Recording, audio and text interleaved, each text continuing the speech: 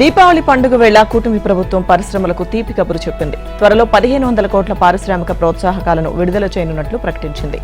ఆదివారం ముఖ్యమంత్రి చంద్రబాబు ఎక్స్ వేదిక ద్వారా ఈ విషయాన్ని వెల్లడించారు. చీకటిని తరిమేస్తూ వెలుగులు నింపేది దీపావళి పండుగ. అలాంటి పండుగ వేళ పరిశ్రమలకు ప్రోత్సాహకాలు విడుదల చేసి ఆయా సంస్థలకు చేయూతనివ్వాలని నిర్ణయం తీసుకున్నామన్నారు. రాష్ట్ర ప్రగతిలో భాగస్వాములైన పారిశ్రామికవేత్తలకు అండగా నిలవాలన్న లక్ష్యంతో ఆర్థిక ఇబ్బందులు ఉన్నప్పటికీ 1500 కోట్ల ప్రోత్సాహకాలను తొలి విడతగా త్వరలో విడుదల చేస్తామన్నారు. ఆంధ్రప్రదేశ్ను పెట్టుబడులకు అత్యుత్తమ గమ్యస్థానంగా తీర్చిదిద్దడానికి ప్రభుత్వం కట్టుబడి ఉంది అని చంద్రబాబు తెలిపారు. పెండింగ్ లో ఉన్న పారిశ్రామిక ప్రోత్సాహకాల నగదు మొదటి విడతగా 1500 కోట్లను ప్రభుత్వం విడుదల చేయనున్నట్లు ప్రకటించడం పట్ల AP chamber of commerce and industry federation అధ్యక్షుడు భాస్కర్ రావు హర్షం వ్యక్తం చేశారు. సీఎం చంద్రబాబు చేసిన ప్రకటనను స్వాగతిస్తున్నామని చెప్పారు. ప్రభుత్వం తీసుకున్న ఈ నిర్ణయం ఎంఎస్ఎంఈ రంగానికి అతిపెద్ద ఉపశమనంగా, అలాగే ఉత్పత్తి కార్యకలాపాల పునరుద్ధరణకు, వృద్ధిని కొనసాగించడానికి దోహదపడుతుందని అభిప్రాయపడ్డారు. పెట్టుబడిదారుల విశ్వాసం పెరుగుతుందని అన్నారు. దీపకాంతులతో శోభాయమానంగా సంప్రదాయబద్దంగా నిర్వహించుకునే పండుగ దీపావళి అన్న జనసేన అధినేత పవన్ కళ్యాణ్ తెలుగు ప్రజలందరికీ దీపావళి శుభాకాంక్షలు చెప్పారు. మన దేశంలో ప్రతి పండుగకు ఒక పరమార్థం ఉంది. అవి మనకు జీవన శైలిని నేర్పుతాయన్నారు. చీకటిపై వెలుగు, చెడుపై మంచి సాధించిన విజయానికి ప్రతీకగా దీపావళి నిర్వహించుకుంటామన్నారు. దీపావళి స్ఫూర్తితో నయా నరకాసురులను ప్రజాస్వామ్య యుద్ధంలో ప్రజలందరూ కలిసి ఓడించారని చెప్పారు. ఈ నరకాసురులు మారీచుల్లాంటి వారని అన్నారు. రూపాలు మార్చుకుంటూ తమను ఓడించారనే అక్కసుతో ప్రజల మధ్య విభేదాలు సృష్టించి అశాంతిని రేకెత్తించే కుట్రలకు దిగుతున్నారని, వీరి పట్ల అందరూ అప్రమత్తంగా ఉండాలని పవన్ కళ్యాణ్ స్పష్టం చేశారు. నయా నరకాసురులకు, వారి అనుచర గణానికి ఎప్పటికప్పుడు గుణపాఠం చెప్పాలన్నారు. ఆడపడుచులు సత్యభామ స్ఫూర్తిని అందిపుచ్చుకోవాలని పవన్ కళ్యాణ్ పిలుపునిచ్చారు. ఈ వేడుకల్లో టపాసులు కాల్చేటప్పుడు తగిన జాగ్రత్తలు తీసుకోవాలని, దీపావళిని పర్యావరణ హితంగా చేసుకోవాలని ఆయన ఆకాంక్షించారు.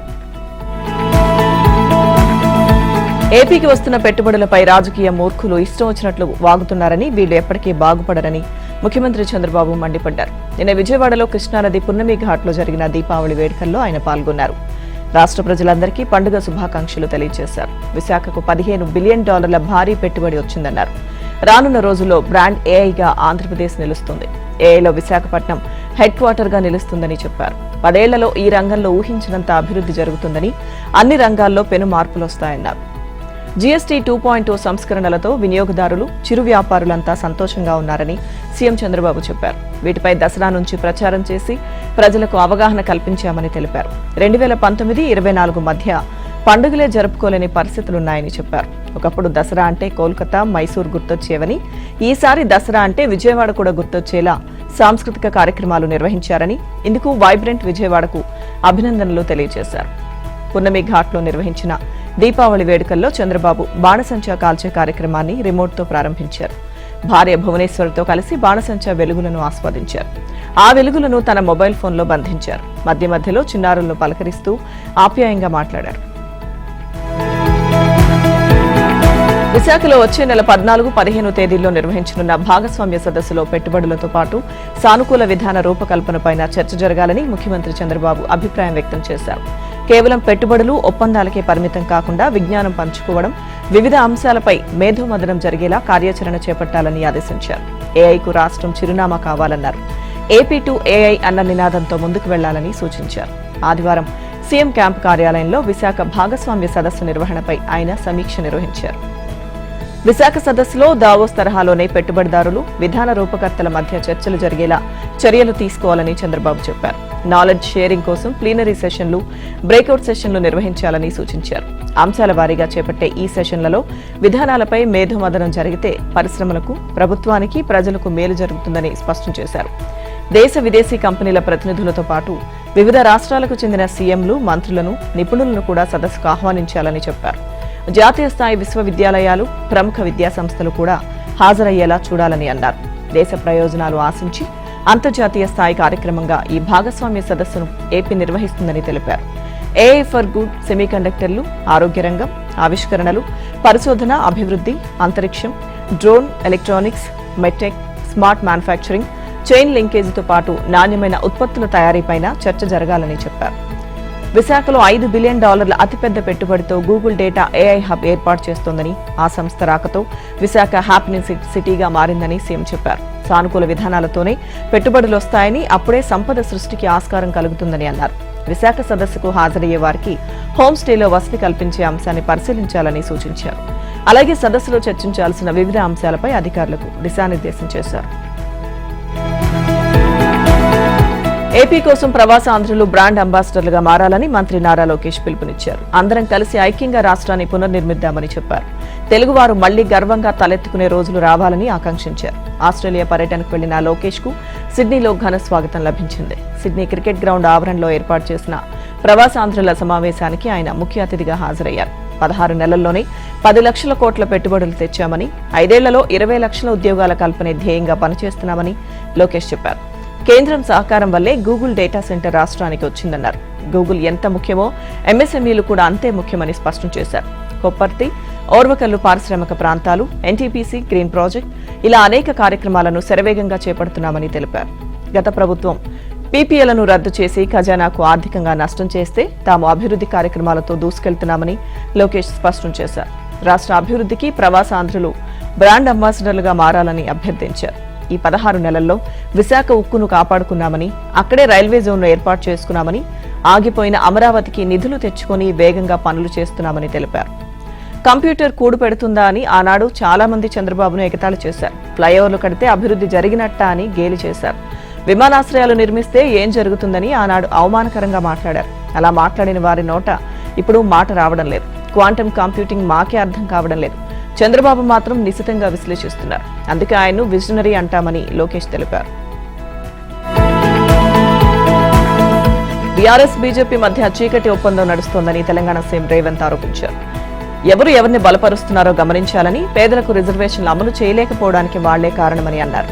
లోక్సభ ఎన్నికల్లో జరిగిన తతంగమే జూబ్లీహిల్స్ ఎన్నికల్లోనూ అమలు చేయాలని చూస్తున్నారన్నారు. దీనిపై ప్రజలు అప్రమత్తంగా ఉండాలని రేవంత్ తెలిపారు. హైదరాబాద్ లో జరిగిన రాజీవ్ గాంధీ సద్భావన యాత్ర సంస్మరణ సభతో పాటు శిల్పకళా వేదికలో నిర్వహించిన కార్యక్రమంలో సర్వేయర్లుగా శిక్షణ పొందిన అభ్యర్థులకు సీఎం రేవంత్ రెడ్డి లైసెన్సులు పంపిణీ చేశారు. అనంతరం ఎన్టీఆర్ స్టేడియంలో సదర్ ఉత్సవాన్ని సీఎం ప్రారంభించారు. 10 ఏళ్లు అధికారంలో ఉన్న కేసీఆర్ సర్కార్ సదర్ ఉత్సవాన్ని రాష్ట్ర పండుగగా గుర్తించలేదన్నారు. కాంగ్రెస్ వచ్చాక సదర్ ఉత్సవాన్ని రాష్ట్ర పండుగగా గుర్తించామని రేవంత్ చెప్పారు. కాంగ్రెస్ పార్టీ యాదవులకు రాజకీయ అవకాశాలు కల్పించిందని అన్నారు. హైదరాబాద్ అభివృద్ధికి యాదవుల సహకారం కావాలని సీఎం రేవంత్ రెడ్డి కోరారు. గత ఎన్నికల్లో బీఆర్ఎస్ ఓటమికి ధరణి చట్టమే కారణమని సీఎం రేవంత్ రెడ్డి తెలిపారు. గత ప్రభుత్వం తీసుకొచ్చిన ధరణి చట్టం కొంతమంది దొరలకు చుట్టంగా మారిందన్నారు. ఆ చట్టాన్ని అడ్డుపెట్టుకుని భూమి మీద ఆధిపత్యం చెలాయించాలని చూశారన్నారు. రాబోయే స్థానిక సంస్థల ఎన్నికల్లో కాంగ్రెస్ పార్టీ అభ్యర్థులు గెలిపే లక్ష్యంగా పార్టీ కార్యకర్తలకు కృషి చేయాలని డిప్యూటీ సీఎం మల్లు భట్టి విక్రమార్క కార్యకర్తలకు పిలుపునిచ్చారు. ఖమ్మం జిల్లా వైరా నియోజకవర్గ కేంద్రంలో డిప్యూటీ సీఎం భట్టి విక్రమార్క సమక్షంలో బీఆర్ఎస్ పార్టీకి చెందిన మాజీ మున్సిపల్ వైస్ చైర్మన్ ముళ్లపాటి సీతారాములు, ప్రముఖ వైద్యులు, బీఆర్ఎస్ పార్టీ జిల్లా నాయకులు డాక్టర్ కాప మురళీకృష్ణతో పాటు సుమారు 300 మంది కార్యకర్తలు కాంగ్రెస్ లో చేరారు. పార్టీలో చేరిన నాయకులకు డిప్యూటీ సీఎం భట్టి విక్రమార్క కాంగ్రెస్ కండువాలు కప్పి స్వాగతించారు. ఈ సందర్భంగా భట్టి విక్రమార్క మాట్లాడుతూ తెలంగాణలో కాంగ్రెస్ ప్రభుత్వం పేదల సంక్షేమం కోసం పనిచేస్తుందని చెప్పారు. తాము చేస్తున్న అభివృద్ధిని చూసి పలు పార్టీల నాయకులు సైతం కాంగ్రెస్ లో చేరుతున్నారని తెలిపారు. పార్టీలోకి వచ్చిన ప్రతి ఒక్కరికి కాంగ్రెస్ పార్టీ అండగా ఉంటుందని అన్నారు. ఎన్టీఆర్ జిల్లా తిరువూరు ఎమ్మెల్యే కొలికిపూడి శ్రీనివాసరావు వ్యాఖ్యలు మరోసారి వివాదానికి దారితీశాయి. ఇప్పటికే పార్టీలో అంతర్గత విభేదాలపై నోరు పారేసుకోవడంతో పాటు తరచూ పార్టీ నేతలపైనే విమర్శలు చేయడంతో నియోజకవర్గంలో విభేదాలు రచ్చకెక్కాయి. దీనిపై టీడీపీ అధిష్టానం కూడా జోక్యం చేసుకుని ఎమ్మెల్యే కొలికిపూడితో పాటు ఆయన వ్యతిరేక వర్గాన్ని పిలిపించి మాట్లాడి వివాదం సద్దుమణిగేలా చర్యలు తీసుకుంది. పలుమార్లు టీడీపీ క్రమశిక్షణ కమిటీ ముందు కూడా కొలికిపూడి హాజరై తిరువూరులో జరిగిన పరిణామాలపై వివరణ ఇచ్చారు. గత కొంతకాలంగా సైలెంట్ గా తన పని చేసుకుంటూ వెళ్తున్న కొలికిపూడి శ్రీనివాసరావు తాజాగా ఎంపీ కేశినేని చిన్నిని లక్ష్యంగా చేసుకుని సంచలన వ్యాఖ్యలు చేశారు.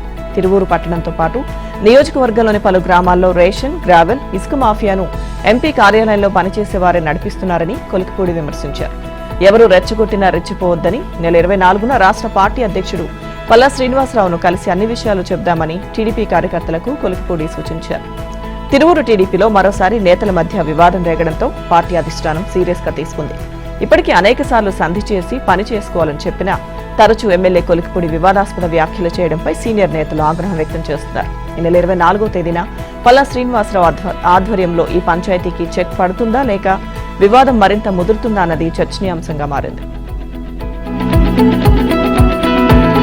ఫీజు రీయింబర్స్మెంట్ బకాయిల కోసం మరోసారి సమ్మెబాట పట్టాలని తెలంగాణలోని ప్రైవేట్ కాలేజీల యాజమాన్యాలు నిర్ణయించాయి. ఫీజుల చెల్లింపు కోసం గడిచిన నెల రోజులుగా ప్రభుత్వంతో సంప్రదింపులు జరుపుతున్నా ఫలితం లేకుండా పోయిందని, అందుకే నవంబర్ 3 నుంచి కాలేజీల నిరవధిక బంద్ పాటించాలని నిర్ణయించామని ప్రైవేట్ కళాశాలల యాజమాన్య సంఘాల సమాఖ్య ప్రకటించింది.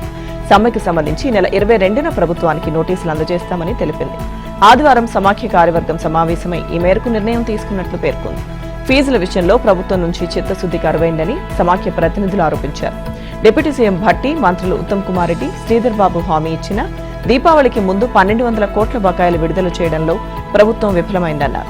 ఇక సీఎం రేవంత్ రెడ్డి ఇటీవల విద్యాశాఖపై నిర్వహించిన సమీక్షా సమావేశంలో ఫీజు రీయింబర్స్మెంట్ గురించి కనీసం చర్చించకపోవడం తమకు తీవ్ర ఆవేదన కలిగించిందని తెలిపారు. విద్యాశాఖ మంత్రిగా కూడా ఉన్న రేవంత్ రెడ్డిపై విశ్వాసంతో ఇప్పటి వరకు సమ్మెను వాయిదా వేస్తూ వచ్చామని, కానీ రోజు రోజుకు సీఎంపై నమ్మకం సన్నగిల్లుతోందని అన్నారు. ప్రభుత్వం వ్యవహరిస్తున్న తీరుతో ప్రైవేట్ కళాశాలలు నడిపించలేని స్థితిలో ఉన్నాయని, మరో మార్గం లేకనే సమ్మె చేస్తున్నామని తెలిపారు. అయితే ఆదివారం కార్యవర్గ సమావేశానికి ముందు సమాఖ్య సభ్యులు రాష్ట్ర ప్రభుత్వ విద్యాశాఖ సలహాదారుగా ఉన్న కె కేశవరావుతో సమావేశమై చర్చించారు. సీఎం చర్చించి సమస్య పరిష్కారానికి కృషి చేస్తానని హామీ ఇచ్చారు. వానాకాలం ధాన్యం కొనుగోళ్లకు రాష్ట్ర ప్రభుత్వం శ్రీకారం చుట్టిన నేపథ్యంలో గత యాసంగి సీజన్ కు సంబంధించిన బోనస్ బకాయిల సంగతి ఏంటి అనేది రైతుల్లో చర్చనీయాంశంగా మారింది. 4 నెలలుగా సన్నాల బోనస్ కోసం రైతులు ఎదురు చూస్తుండగా ఆర్థిక శాఖ నుంచి ఇంకా నిధులు విడుదల కావడం లేదు. మరోవైపు మళ్లీ ఖరీఫ్ కొనుగోళ్ల సీజన్ ప్రారంభమవుతున్న నేపథ్యంలో 2 సీజన్ల బోనస్ డబ్బులు ఒకేసారి చెల్లిస్తారా, ముందు పాత బకాయిలు చెల్లిస్తారా, లేకపోతే యాసంగి బకాయిలు అలాగే ఉంచి ప్రస్తుత వానాకాలం బోనస్ చెల్లిస్తారా అనే ప్రశ్నలు తలెత్తుతున్నాయి.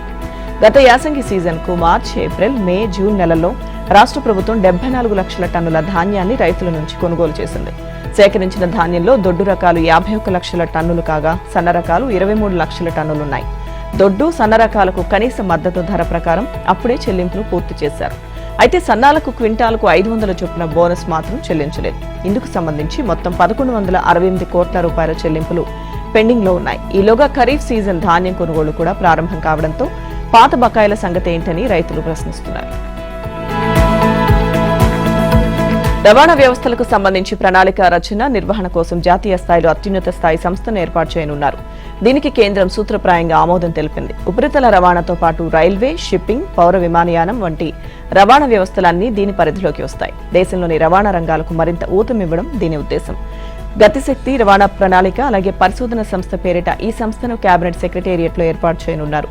ప్రాజెక్టులకు సంబంధించి ఇప్పటికి వరకు కనీస 2 అంచెల అనుమతుల వ్యవస్థ దీనితో తొలగిపోనుంది. బదులుగా ఆయా ప్రాజెక్టులకు సత్వర అనుమతులు లభించనున్నాయి. ప్రధాని అధ్యక్షతన నెల 9న జరిగిన 5 కేబినెట్ మంత్రులు, సంబంధిత శాఖల కార్యదర్శులు, ఉన్నతాధికారుల సమావేశంలో ఈ సంస్థ ఏర్పాటుకు గ్రీన్ సిగ్నల్ ఇచ్చారు.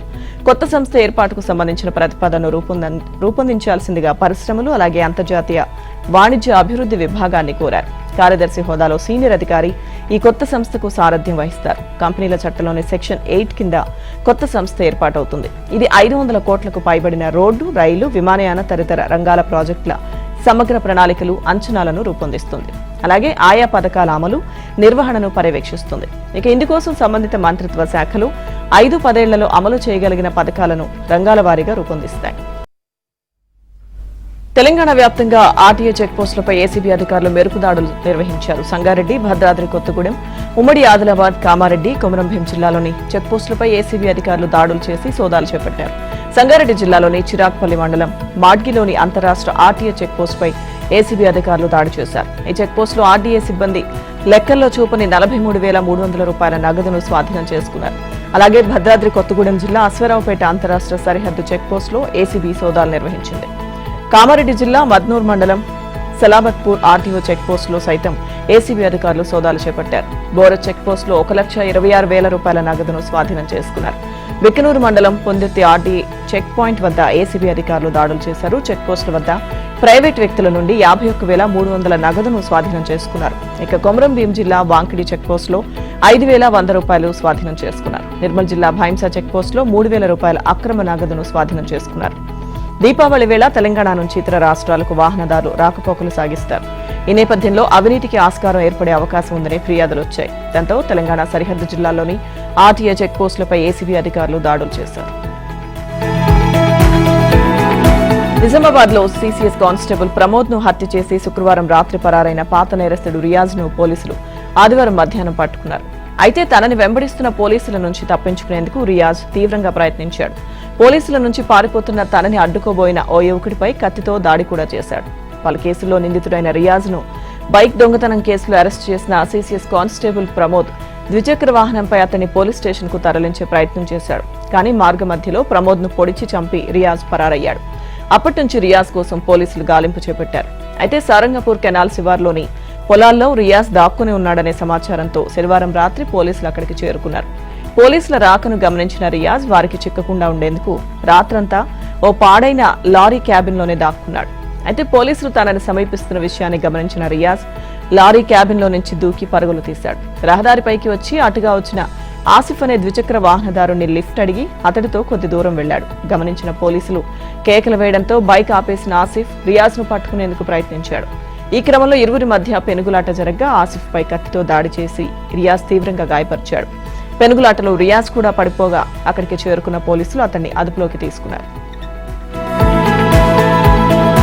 ఆయుధాలతో సహా లొంగిపోయిన మావోయిస్టు అగ్రనేతలు మల్లోజుల వేణుగోపాల్ ఆసన్నలకు ప్రజలే శిక్ష విధిస్తారని మావోయిస్టు పార్టీ తెలిపింది. వారి లొంగుబాటు విప్లవ ద్రోహమని మండిపడింది. వారితో పాటు లొంగిపోయిన వారందరినీ కూడా మావోయిస్టు పార్టీ నుంచి బహిష్కరిస్తున్నట్లు వెల్లడించింది. ఈ మేరకు మావోయిస్టు పార్టీ కేంద్ర అధికార ప్రతినిధి అభయ్ పేరిట 4 పేజీల లేఖ విడుదల చేసింది. మల్లోజుల భార్య గతంలో మహారాష్ట్ర ప్రభుత్వం ఎదుట లొంగిపోయిందని, అప్పటి నుంచి ఆ రాష్ట్ర సీఎం ఫడ్నవీస్ తో ఆయనకు సంబంధాలు ఏర్పడినట్లు అనుమానిస్తున్నామని లేఖలో అభయ్ తెలిపారు. ఆయన కోవట్టు చర్యకు పాల్పడినట్లు ఆరోపించారు. ఇక 2011 చివరి నుంచి గడ్డు స్థితిని ఎదుర్కొంటూ వచ్చిన దండకారణ్య విప్లవోద్యమం 2018 నాటికి తాత్కాలిక వెనుకంజకు గురైందని, అప్పటి నుంచే మల్లోజులలో రాజకీయ బలహీనతలు బయటపడుతూ వచ్చాయని అభయ్ తెలిపారు. పార్టీలోని ఎంతమంది సరెండర్ అయినా పార్టీ మాత్రం శత్రువులకు సరెండర్ కాదని దేశ ప్రజలకు హామీ ఇస్తున్నామని అభయ్ లేఖలో పేర్కొన్నాడు. మల్లోజుల ఆసనంలో పెరిగిన మితవాద భావాలను సకాలంలో గుర్తించడంలో పార్టీ విఫలమైందన్న ఆయన ఈ వైఫల్యంపై సమీక్షించుకుని గుణపాఠాలు నేర్చుకుంటామని స్పష్టం చేశారు. విప్లవోద్యమంలో వెనుకంజలు తాత్కాలికమేనని, పార్టీ పునర్నిర్మాణానికి ప్రయత్నిస్తామని అభయ్ తెలిపారు. అటు తెలంగాణ రాష్ట్ర కమిటీ అధికార ప్రతినిధి జగన్ పేరుతోనూ లేఖ విడుదలైంది. విప్లవోద్యమ నమ్మక ద్రోహులారా, పీడిత ప్రజల చేతిలో శిక్ష తప్పదంటూ ఆ లేఖలో పేర్కొన్నారు. దక్షిణ అండమాన్ సముద్రం ఆగ్నేయ బంగాళాఖాతంపై ఆవరించిన ఉపరితల ఆవర్తనం స్థిరంగా కొనసాగుతోంది. దీని ప్రభావంతో మంగళవారం ఆగ్నేయ బంగాళాఖాతంలో అల్పపీడనం ఏర్పడనుంది. ఆ తర్వాత 48 గంటల్లో అది పశ్చిమ వాయువ్యం దిశగా పయనిస్తూ వాయుగుండంగా బలపడనుందని, దక్షిణ కోస్తా, ఉత్తర తమిళనాడు మధ్య తీరం దాటనుందని వాతావరణ శాఖ తెలిపింది. అయితే వాయుగుండం మరింత బలపడి తుఫానుగా మారే అవకాశం ఉందని వాతావరణ నిపుణులు పేర్కొన్నారు. ఏపీలోని కోస్తా జిల్లాలపై అధిక ప్రభావం ఉంటుందని చెప్పారు. అల్పపీడనం తీరం దిశగా వచ్చే క్రమంలో వర్షాలు పెరగనున్నాయి. ఇవాళ నుంచి శుక్రవారం వరకు ఏపీ వ్యాప్తంగా అనేక చోట్ల వర్షాలు కురుస్తాయని ఐఎండీ తెలిపింది. ఇవాళ రేపు కొన్ని చోట్ల భారీ వర్షాలు, బుధ, గురు, శుక్రవారాల్లో శ్రీకాకుళం జిల్లా నుంచి తిరుపతి జిల్లా వరకు పలు చోట్ల భారీ, అక్కడక్కడ అతి భారీ వర్షాలు కురుస్తాయని పేర్కొంది. ఇది వ్యవసాయ పంటలపై ప్రభావం చూపుతుందని, రైతులు అప్రమత్తంగా ఉండాలని సూచించింది. ఇవాళ బాపట్ల, ప్రకాశం, నెల్లూరు, చిత్తూరు, తిరుపతి జిల్లాలో మోస్తరు నుంచి భారీ వర్షాలు, మిగతా జిల్లాలో పలు చోట్ల పిడుగులతో కూడిన తేలికపాటి నుంచి మోస్తరు వర్షాలు పడతాయని విపత్తుల నిర్వహణ సంస్థ తెలిపింది. మంగళవారం పశ్చిమ గోదావరి, ఏలూరు, కృష్ణా, ప్రకాశం, నెల్లూరు, చిత్తూరు, తిరుపతి జిల్లాలో మోస్తరు నుంచి భారీ వర్షాలు, మిగతా జిల్లాలో పలు చోట్ల పిడుగులతో కూడిన తేలికపాటి నుంచి ఒక మోస్తరు వర్షాలు కురిసే అవకాశం ఉందని వివరించింది. జేఈఈ మెయిన్ 2026 పరీక్షల షెడ్యూల్ను నేషనల్ టెస్టింగ్ ఏజెన్సీ ఆదివారం ప్రకటించింది. ఈ ప్రకటన ప్రకారం జేఈఈ మెయిన్ మొదటి సెషన్ను జనవరిలో, రెండవ సెషన్ను ఏప్రిల్లో నిర్వహిస్తారు. మొదటి సెషన్ పరీక్షలు జనవరి 21 నుంచి 30 వరకు జరుగుతాయి. రెండవ సెషన్ పరీక్షలను ఏప్రిల్ 1 నుంచి 10 వరకు నిర్వహిస్తారు. జనవరి సెషన్కు సంబంధించి రిజిస్ట్రేషన్ ప్రక్రియ అక్టోబర్లోనే ప్రారంభమవుతుంది. విద్యార్థులు 2 సెషన్లలో ఏదైనా ఒకటి రాయవచ్చు లేదా 2 రాయవచ్చు. ఎందులో ఎక్కువ మార్కులు వస్తే దాన్ని పరిగణలోకి తీసుకుంటారు. కాగా జేఈఈ మెయిన్ రిజిస్ట్రేషన్ ప్రక్రియను సులభతరం చేయడంతో పాటు దరఖాస్తుల్లో తప్పులు దొరలకుండా ఉండేందుకు రిజిస్ట్రేషన్ ప్రక్రియను ఆధార్ డేటాబేస్తో అనుసంధానం చేశారు. విద్యార్థి ఆధార్ నంబర్ ఎంటర్ చేస్తే అతని పేరు, వయసు, చిరునామా ఇలా ఆధార్ కార్డులోని అన్ని వివరాలు రిజిస్ట్రేషన్ ఫామ్లోకి ఆటోమేటిక్ గా వస్తాయి. విద్యార్థుల వివరాలు ఆధార్ కార్డులో ఒకలా, స్కూల్ సర్టిఫికెట్స్ లో మరోలా ఉంటున్న నేపథ్యంలో ఎన్టీఏ దరఖాస్తు ప్రక్రియను ఆధార్తో అనుసంధానం చేసింది. ఫ్రాన్స్లోని ప్రఖ్యాత లవ్రీ మ్యూజియంలో సినీ ఫక్కీలో భారీ చోరీ జరిగింది. కేవలం 7 నిమిషాల్లోనే దొంగలు తమ పని కానిచ్చేశారు. అత్యంత విలువైన పురాతన నగలు ఎత్తుకెళ్లారు. పారిస్లో ఉన్న లవ్లీ మ్యూజియానికి పటిష్ట భద్రత ఉంటుంది. ప్రపంచ ప్రసిద్ధిగాంచిన మొనాలిసా అసలైన చిత్రం ఈ మ్యూజియంలోనే ఉంది. ఇక ఆదివారం తెల్లవారుజామున దోపిడీ జరిగినట్లు ఫ్రాన్స్ అంతర్గత శాఖ మంత్రి లారెంట్ న్యూనెజ్ వెల్లడించారు. హైడ్రాలిక్ నిచ్చెన ఉపయోగించి ఫెన్సింగ్ ను డిస్క్ కట్టర్లతో కత్తిరించి దొంగలు మ్యూజియంలోకి ప్రవేశించినట్లు చెప్పారు. అపోలో గ్యాలరీలోని విలువైన నగల్ని ఎత్తుకెళ్లినట్లు వివరించారు. 3 లేదా 4 వ్యక్తులు ఈ చోరీ చేసి ఉంటారని పేర్కొన్నారు. ఘటనపై దర్యాప్తు కొనసాగుతుండటంతో ఆదివారం మ్యూజియాన్ని మూసివేసినట్లు లవ్లీ నిర్వాహకులు తెలిపారు. మ్యూజియంలో ఓవైపు నిర్మాణ పనులు జరుగుతున్నాయని, దొంగలు అక్కడి నుంచే మ్యూజియం లోపలికి చొరబడ్డారని స్థానిక మీడియా వర్గాలు తెలిపాయి. నెపోలియన్ కాలం నాటి వస్తువులు, ఆభరణాలు ఉన్న అపోలో గ్యాలరీ అద్దాలను పగలగొట్టి అందులో నుంచి 9 వస్తువులను దొంగిలించినట్లు వెల్లడించాయి. ఈ మ్యూజియంలో మెసొపొటేమియా, ఈజిప్ట్ కు చెందిన అనేక వస్తువులు, వివిధ రాజ్యాల చిత్రాలు, శిల్పాలు వంటి వస్తువులు 33,000 వరకు ఉన్నాయి. మ్యూజియాన్ని రోజు దాదాపు 30,000 మంది సందర్శిస్తూ ఉంటారు. లవ్లీ మ్యూజియంలో గతంలో కూడా చోరీలు జరిగాయి. మొనాలిసా చిత్రాన్ని 1911లో మ్యూజియంలో పనిచేసిన మాజీ కార్మికుడు విన్సెంజో దొంగిలించాడు. 2 ఏళ్ల తర్వాత ఇటలీలోని మొనాలిసా చిత్తరువును విక్రయించేందుకు ప్రయత్నిస్తుండగా విన్సెంజోను అధికారులు అదుపులోకి తీసుకున్నారు. 1913లో మొనాలిసా చిత్రం తిరిగి మ్యూజియానికి చేరింది. దేశ రాజధాని ఢిల్లీలో వాయు కాలుష్యం రోజు రోజుకు తీవ్రమవుతోంది. పండుగ వేళ రాజధానిలో వాయు నాణ్యత భారీగా పడిపోవడంతో కేంద్ర కాలుష్య నియంత్రణ బోర్డు ఆందోళన వ్యక్తం చేసింది. అక్షర్ధామ్ ప్రాంతంలో వాయు నాణ్యత 426గా నమోదైంది. ఇక ఈ సీజన్లో నగరంలో ఇదే అత్యధిక కాలుష్య స్థాయి అని సిపిసిబి వెల్లడించింది. ఆనంద్ విహార్ ప్రాంతం 418 ఏక్యూతో తర్వాతి స్థానంలో నిలిచింది. ఇక వాయు కాలుష్యం చాలా ప్రమాదకర కేటగిరీకి చేరింది. వాయు కాలుష్యం కారణంగా పొగమంచు కమ్మేస్తుంది. దీంతో వాహనదారులు తీవ్ర ఇబ్బందులు ఎదుర్కొంటున్నారు. ఈ పరిస్థితి తీవ్రమైన అనారోగ్య సమస్యలకు దారితీస్తుందని నిపుణులు హెచ్చరిస్తున్నారు. ఏక్యూఐ 301 నుంచి 400 మధ్య ఉన్నప్పుడు దాన్ని చాలా ప్రమాదకరంగా పరిగణిస్తారు. ప్రమాదకర స్థాయికి చేరిన వాయు కాలుష్యాన్ని అదుపులోకి తెచ్చేందుకు అధికారులు ప్రయత్నాలు ముమ్మరం చేశారు. గ్రేడెడ్ రెస్పాన్స్ యాక్షన్ ప్లాన్ తొలి దశను అమల్లోకి తెచ్చారు. డీజిల్ జనరేటర్ల వాడకంపై నిషేధాన్ని విధించారు. వాటర్ ట్యాంకర్లతో నీటిని చిమ్ముతున్నారు.